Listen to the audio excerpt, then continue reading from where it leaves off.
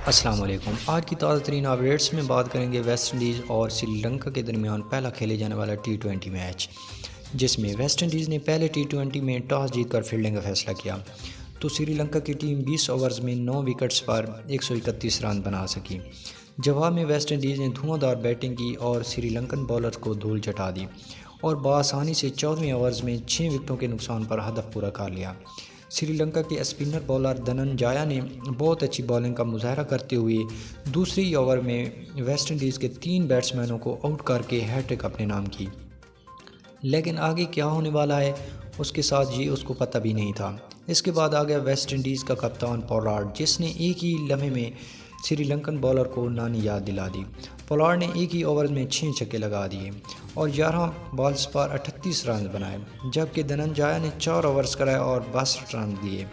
Waste انڈیزی کپتان Pollard نے Sri Lankan spinner کو ایک ہی اوورز میں بآسانی 0 سے 0 بنا دیا۔